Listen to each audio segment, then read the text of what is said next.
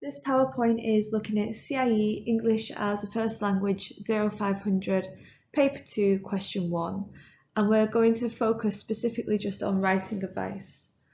So bear in mind that this question is worth a total of 20 marks, 15 of which come from reading and 5 of which come from writing.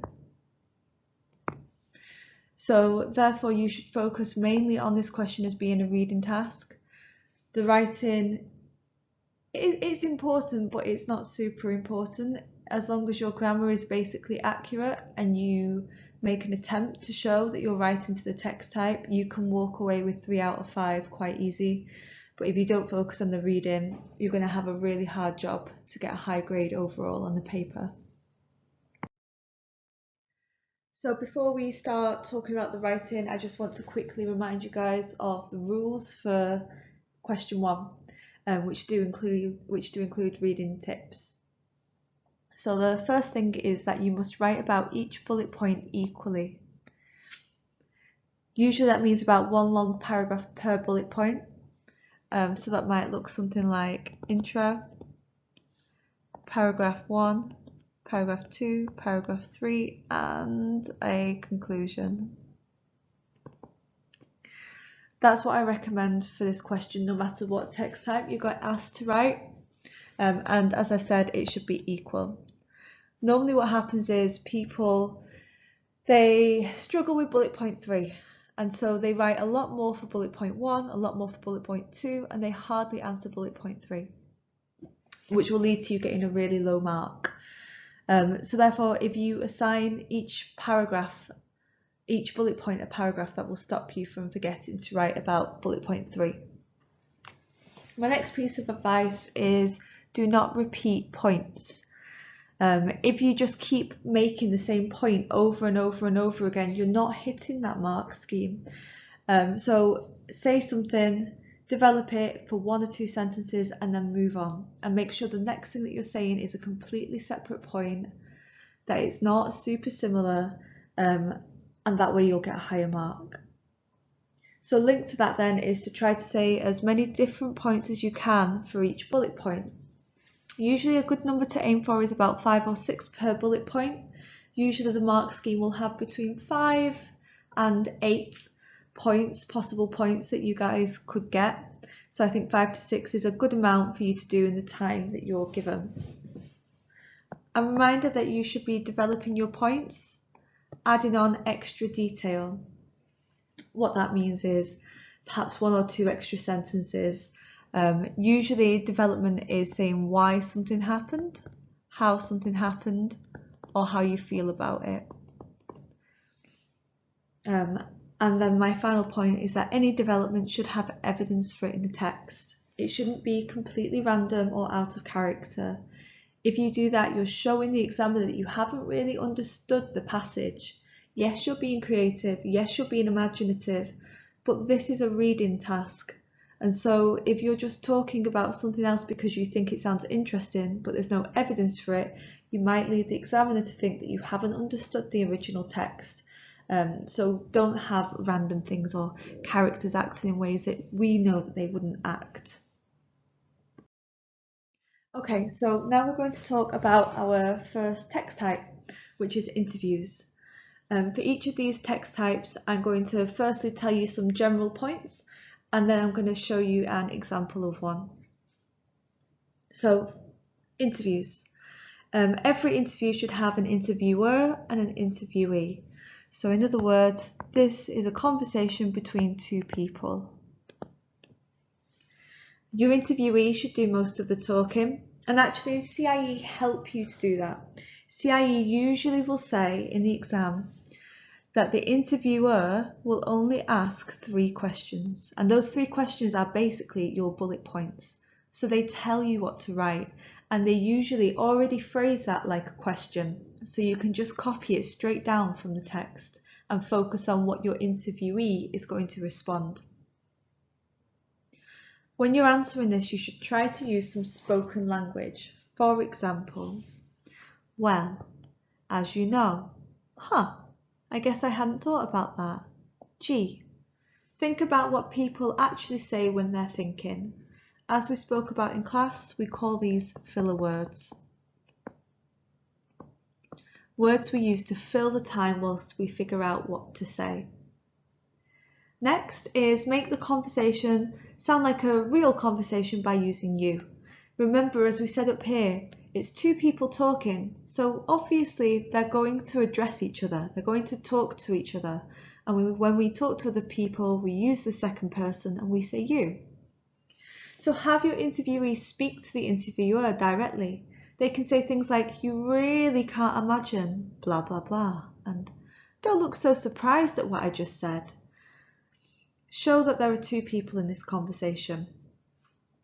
Finally, my advice for how to actually lay it out on your piece of paper is to write it like you're writing a script. So here is a very short example. We've got the person's name, followed by a colon, a little bit of a gap, and then what they say. And then the response below, again, a colon and a little bit of a gap.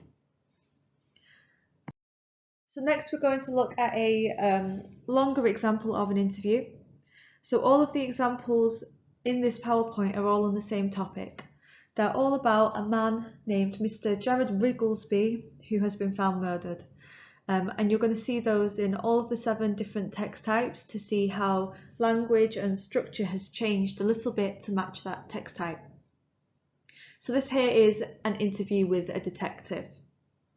So the interviewer says, today on BBC Radio 4, we will be discussing the recent murder of local teacher Jared Wigglesby. With us is Detective Emma Medlin to discuss the events of recent days. Welcome, Emma. Audience claps. Interviewer. Now, Emma, my first question is about the events of the night Mr. Wigglesby was murdered. Could you tell me more about this? Emma, the detective, responds. Certainly. Well, Mr. Wigglesby was discovered in his home by a family friend in the early hours of Thursday morning. The cause of death was later revealed to be strangulation, so we can be sure we have a murder case on our hands. Obviously, this will continue on. So quickly, let's talk about what makes this sound like an interview. Well, yes, we've laid it out correctly like a script. We've got our people's names and we've got our colons. But there are other things that we're doing. So one of the things that we're doing is you can have an audience reaction if there is an audience. Usually for interviews it will be things like radio interviews and you might have an audience. So read that question carefully. You don't need to have this, it's optional. The next thing is you still need to consider audience, right? So the tone of your language will depend on who is being interviewed, what they're being interviewed about, and what they're being interviewed for. So the person that's being interviewed is a detective. So she's not going to be super emotional. She's not going to be super informal. She's talking on a radio TV show, so she's probably going to be even more professional than she would normally be in everyday life because she knows it's being recorded and she knows people are listening to her. So she's going to be really professional. Now, if this was an interview 20 years later in a magazine, remembering her achievements in her career, perhaps she might be a little bit more informal. If this was an interview that wasn't about murder, if it was an interview that was about shoes, it could be much more informal. So you need to consider audience still. Don't just think it's an interview, it's spoken language, therefore I can be informal. I'll keep saying this for all of the different text types, but you really need to think about who is talking, who they're talking to, and what they're talking about. So look, we can see that her language is still pretty formal. She's got quite complex words like strangulation. Phrases like the early hours is quite formal too. And the phrase certainly is quite formal. Again, the interviewer, he's talking about quite a serious topic, so he's also being formal. They're not using any dramatic language like how terrible or oh my god. because it's not appropriate. They're there to tell the public about this murder. They're not there to say how they feel about it. Moving on now. So now we're on to speeches. So I've grouped speeches and interviews together because they are really similar text types. They are both examples of spoken language. I guess obviously the biggest difference here is that you have got one person talking, but they do still have an audience. They're talking to, these are the heads by the way, many people. Now these people, they can react, can't they? They can clap, they can boo, but they can't talk back. So therefore it's a bit more of a one-way conversation really. So my advice, similar to interviews, is to use collective pronouns because you're talking to your audience. So just like in interviews, you can use you and your, but a little bit of a difference here is we can talk about us and we and our. Lots of the time in CIE, for example, the text that we studied in class where the mayor visited his hometown, you will have a politician that's given a speech. And especially these types of people, they will use words like us, we and our to show that they are similar to their audience. You can trust me, I'm just like you. So it's good to use these pronouns here. Examples of things that you could say: we are standing here today to discuss blah blah blah, and I'm sure you all know that blah blah blah. Notice here I'm saying you all rather than you. Use language from spoken speech like well, so, as you know, blah blah blah. And as I said for interviews, well, the level of formality really depends on your audience. I think in general, speeches are quite a formal text type, but perhaps if you were giving an interview to school children, you might be more informal than if you were giving an interview to astronauts or teachers. So really make sure you know who that audience is, because that will affect your formality. When I think about speeches and interviews together, I basically think that a speech is really similar to an interview. It's just like taking the questions out and using you all instead of you.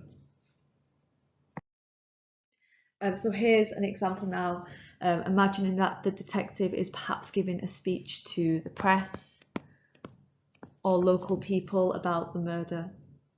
So this is what the detective says. Thank you everybody for joining us here today on this very sad occasion. As most of you now know, a local man was found dead in the early hours of Thursday morning. This man has been identified as Mr. Jared Rigglesby, a teacher at Dulwich High School. Now, I'm aware you all may have many questions about this event, but I ask you all to please be respectful to the fact that this is an ongoing investigation. However, what I can disclose is that his death has been confirmed to be caused by strangulation, making it clear that this is now a murder inquiry. So it's basically the same information that we got in the interview, and it's very, very similarly phrased. We're still being formal, we're being serious, and we're not really being too emotional. We're saying it's a sad occasion, but that's not super emotional, I would argue. Take a look at the pronouns and how I'm addressing the audience. So I'm saying thank you everybody for being here today, as most of you now know. As I'm sure that you all may be aware, but I ask you all to please be respectful. It's really obvious that I'm speaking to a group of people by using these phrases. Once again, my language is really quite formal. So we've got strangulation, murder inquiry, confirmed, investigation, respectful, local man, identified, ongoing, and so on. The language is really pretty formal. Okay. Next we're talking about the text type of journals. So generally you should begin your question 1 with Dear Diary, and then whatever sentence starter the question provides to get you started. Generally, You can be much more informal and personal in a diary as you're the only audience. However, I would ask you really to think about what the character is. So the character that you're being asked to write a journal for, if the character all the way through the extract you're giving is really serious, then perhaps it might sound quite strange if you start saying, OMG, I nearly died, being really informal and dramatic. Think about the character still to decide that level of informality, but I would say 9 times out of 10 you can be much more informal and personal in the diaries. So someone new is writing now. This is going to be a journal from a family friend. So this isn't from the detective anymore. This is I apologise for my spelling. Detective. This is from a friend. So the tone is changing. I think perhaps if the detective was writing a journal, she might be a little bit more formal. So I decided to choose a family friend to give you an example of a different level of register. So let's read. Dear Diary, I have no idea how to begin writing this entry. I can hardly recall the horrible events of last night. All I know is this: Jared is dead. I was walking Zai last night when I passed Jared's house and I noticed something wasn't right. The curtains were slightly askew and his door was open ever so slightly. That isn't like Jazzy Bob's at all. He'd never be so careless.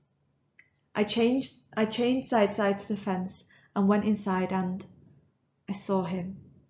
He was lying on the floor with his eyes wide open, unblinking. His lips were blue. God, I feel so sick writing all this down. Okay, so hopefully you've noticed the big change in register here. The first things that I want to point out is I've considered the relationship, right? So this friend is really good friends with Jared. Notice I'm no longer calling him Mr. Wrigglesby or Jared Wrigglesby or Mr. Jared Wrigglesby. I'm really close to this person, so I'm going to use his first name. And in fact, later on, I even use a nickname for him to show how close we were. Another name that appears in here is Zai. Now, from the context, you can guess that Zai is probably a dog, right? Because I'm walking it. Now, I'm writing in a journal to myself, so I'm not going to say I was walking my dog Zai, because I know who Zai is. I don't need to explain that Zai is a dog. So also think this diary is meant for myself, meant for yourself, and therefore you shouldn't say things that should be super obvious because it will sound weird. I've also not said Jared is my best friend. I'm really upset that he's dead. I knew him really well. I've known him for 15 years.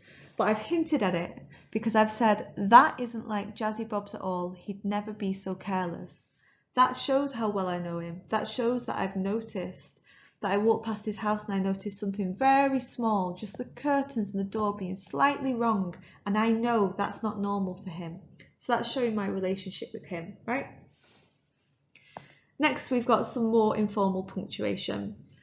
You can use your ellipsis, your ... Let me sort out my handwriting. Ellipsis. To create a bit of a dramatic pause. It's a little bit more informal, but it works well here.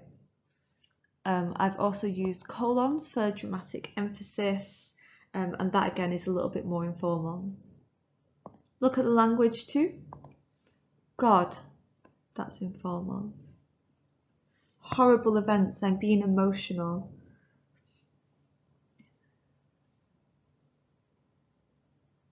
I feel so sick writing all of this down. Again, that's quite emotional. All of this helps to create that slightly more informal tone. So in general, your diary, your journal, it can be more dramatic. It can say the character's true thoughts.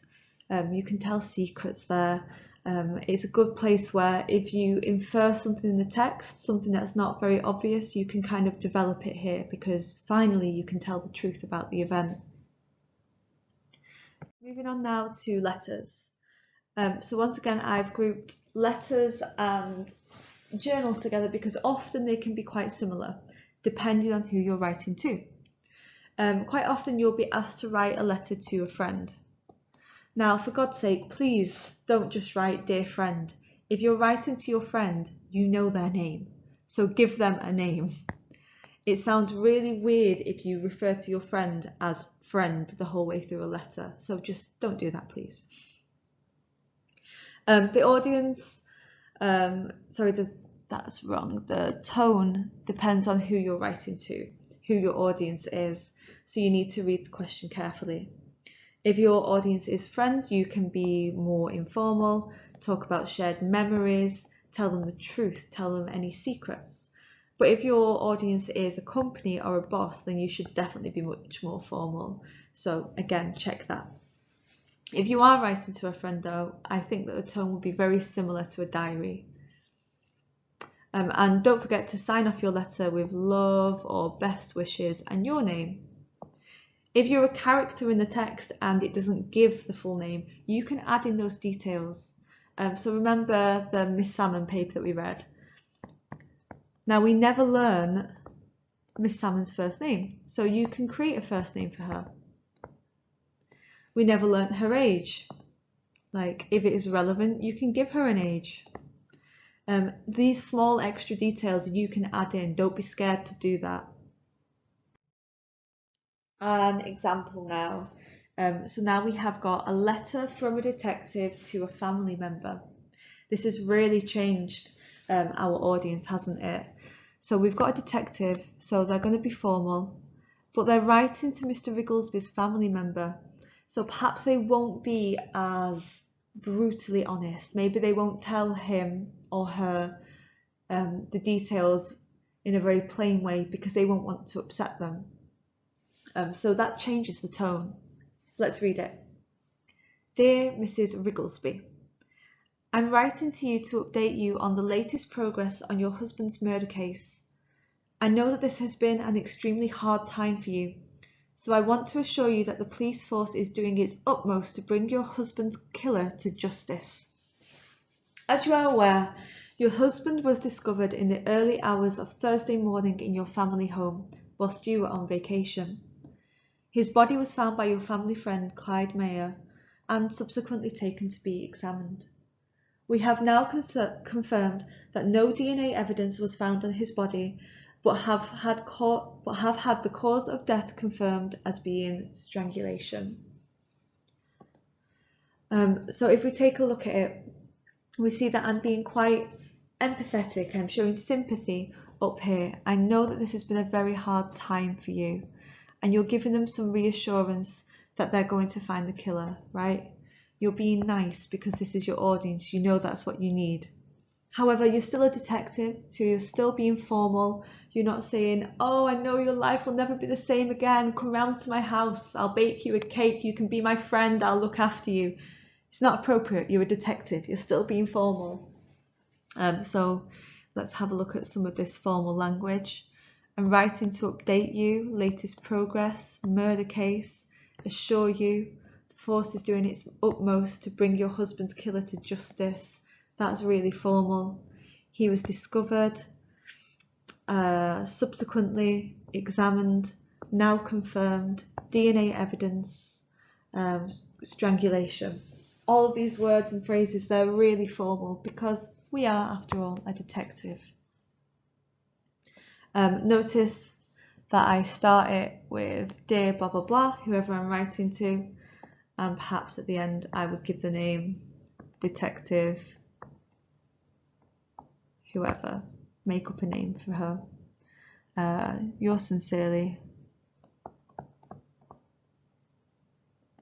I can't remember what name I gave her. I think it was something like Emma Medlin, right? Emma Medlin. So don't forget that sign off. Once again, I am also using you because I'm writing to a person. This is a letter from one person to another person, so it would be kind of weird not to use you. So next we're going to talk about newspaper and magazine articles together, starting with headlines. So the biggest difference between newspapers and magazines is that newspapers are quite formal and magazines are quite informal, generally.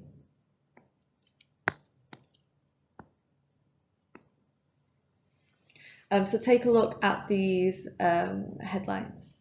So for newspapers, my advice is don't use names, be brief. You don't need articles, definitive or otherwise. You don't need the or are or anything like that. So for example, we have got man saves cat from drowning, false fire alarm makes local school panic, and scientist goes back to 5000 BC. So we're not being emotional, we're not saying what we think about it, we're not using dramatic adjectives, we're just saying the facts in as simple a way as possible. Magazine articles then by contrast can be more fun. Examples: meow, man saves drowning kitty from certain death. School's out forever. How a false fire alarm almost sent Dulwich into meltdown. And yabba dabba doo, meet the real Fred Flintstone of 2019 AD. If we had to do a little bit of a comparison there, the magazine articles are for sure more informal. Look at the punctuation. We've got an exclamation, well, we've got 2 exclamation marks over here. We've got a use of ellipses and colon. That makes them slightly more informal in this context. Also take a look at the vocabulary. We're being quite dramatic, we're being quite emotional. So rather than cat, we've got kitty, which makes it sound much cuter. We've got meltdown, which is quite dramatic. And we've also got yabba dabba doo, which is a reference to the Flintstones. And here also we're using all capitals. That makes it really quite informal. Also notice that they can be a little bit longer, but once again, they are relatively brief. They're not complete sentences, and you don't need to give all of the information right there in one headline. For both newspaper and magazine headlines, my advice is that sometimes people get a little bit stuck, a little bit confused about what their headline should be. If that's you, then I think you should just leave a space, write your answer and come back to it at the end. Once you finish writing that question, or just give it something as simple and as straightforward as you can and move on. You're not getting lots and lots of marks for your headline, you just need to have any old headline, okay? So it's really not something to stress yourself out over. It probably won't even make the difference of 1 mark, but you do need to have it, so just write something and move on. Newspaper articles, you should begin with a 5W paragraph. That's who, what, where, when and why. This paragraph is generally really short, about 2 to 3 sentences. So here's an example of one below. Yesterday, a local man 36 was found dead in his house in Tameside. Police have not yet confirmed the cause of death, but sources believe that this may be murder. So we've got when, yesterday, who, a local man, what, he was found dead, where, in Tameside, why, he was murdered. Sometimes people think, oh my god, I don't know the answers. The answers are really simple, and if it's not there in the text, you can make it up. If you don't know when something happened, just make up a time. If you don't know where, just make up a place. If you don't know who, like Miss Salmon, you can make it up. Now she's Emma Salmon. Just be sensible, obviously. If it's pretty obvious in the text that it's a young girl and you say that she's 87, that's going to sound weird. So for newspaper articles, my general advice is keep the tone formal, distant, and don't give your opinion. Don't give any emotion about it. In fact, you should not use the first person. So do not say I, talk in passive voice.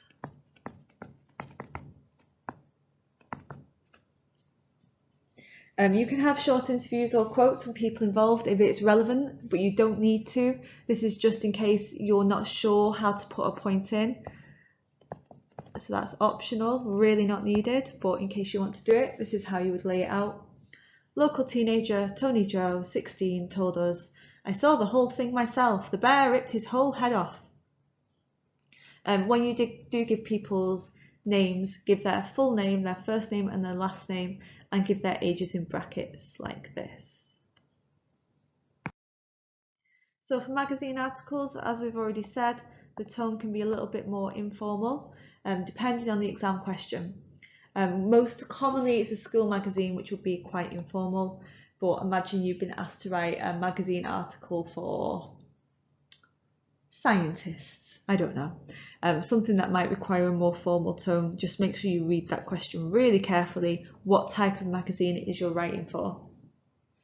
And just like in the newspaper, you can give quotes, use the same format as you would for a newspaper. You don't need to change anything. And again, this is optional. A quick note to say that if you give quotes from people, whether that's in a magazine or in a newspaper, they can be informal, right? Because you're quoting them, so don't worry about that. The important thing is if you're giving a quote from someone, make it sound like that person. So if you were quoting Myrtle Wilson from The Great Gatsby, clearly she would be really quite informal, and that's fine to do that. So let's take a look at some examples now, starting with newspaper article. Local teacher found murdered. A local teacher, Mr. Jared Wrigglesby, was discovered dead in his family home last night. Police have stated that they believe Mr. Wrigglesby's death to be murder due to signs of strangulation upon his body. However, as yet, the police have no suspects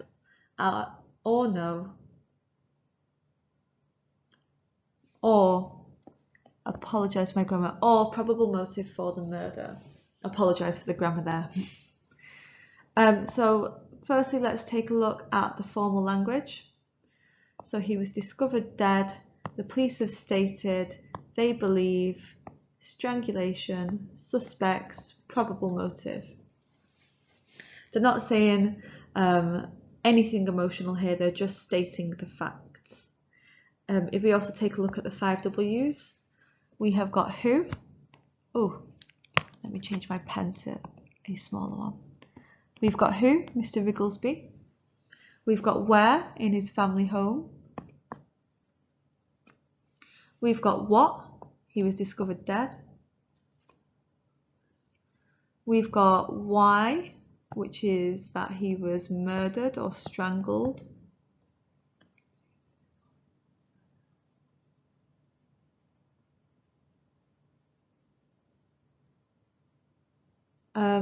And we have also got when, which is last night. So we have also got our 5W paragraph. Magazine articles then. Schools out forever. Local teacher found brutally murdered. A community mourns the loss of a beloved school teacher and father of 2, Jared Wrigglesby. Scenes of his students crying outside his house have flooded TV screens across Britain. The hard-working police force revealed that his death is no accident. Mr. Wrigglesby was murdered. As his family grieves, we uncover the truth behind the murder of this innocent man. Notice how much more informal and emotional I'm being. I'm using these emotional adjectives now. So he wasn't just murdered, he was brutally murdered. A community are mourning his loss. He's not just a teacher, he's a beloved school teacher. And I'm also giving the information that he's a father of 2. That makes people feel a little bit more sad about the situation. I mentioned his students crying. I'm not just talking about the police force, I'm calling them the hard-working police force. We're talking about his family grieving, and down here we're talking about the innocent man. So we can be much, much more informal and use those emotional adjectives.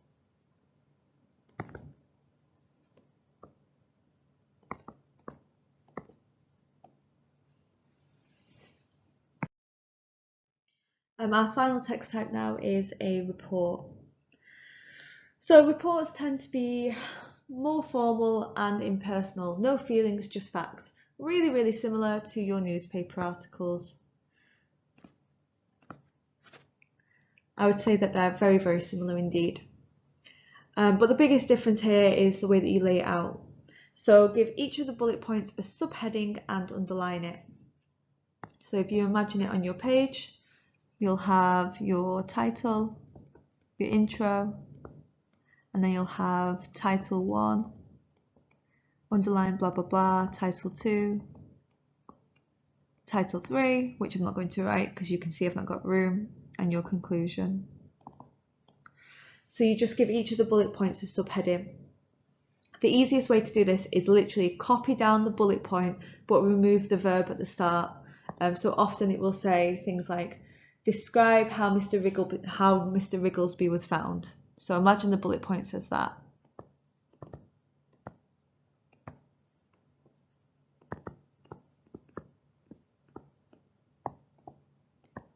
So that's what your bullet point says. I'm going to turn that into a subheading by literally getting rid of the verb.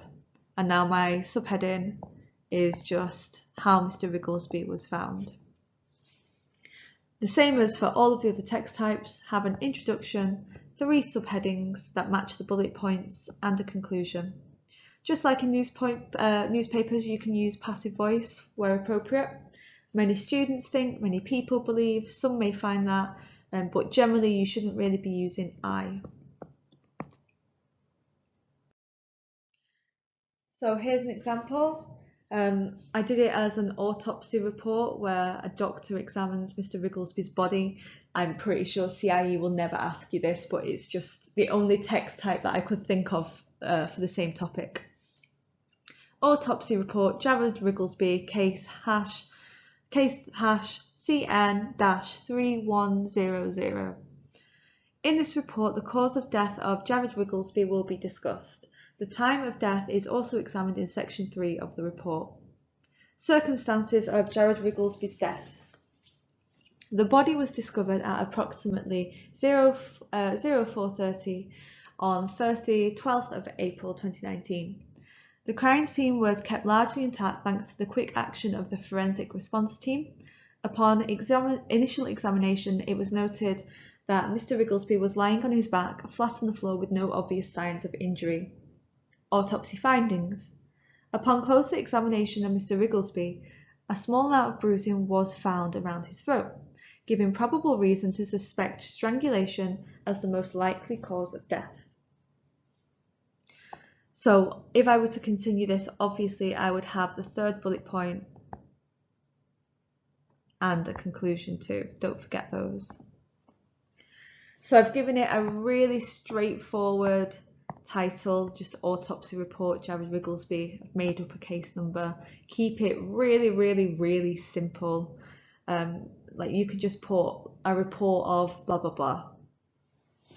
A really short introduction where I've just said what the report is going to discuss. Then you have got your subheadings, which you would get from the bullet points. And then if we have a look at the language is really similar to our newspaper report. It's unemotional, it's formal. It will be discussed, examined, body was discovered, approximately intact, forensic response team, initial examination, noted, no obvious signs of injury, examination, probable reason, suspect, strangulation, cause of death. We've got lots and lots of formal language. I am also using passive voice, so notice I never ever say I, even though you can assume it's I who is examining Jared's body. I'm not saying I. Instead I'm saying upon initial examination it was noted that, not I noted that.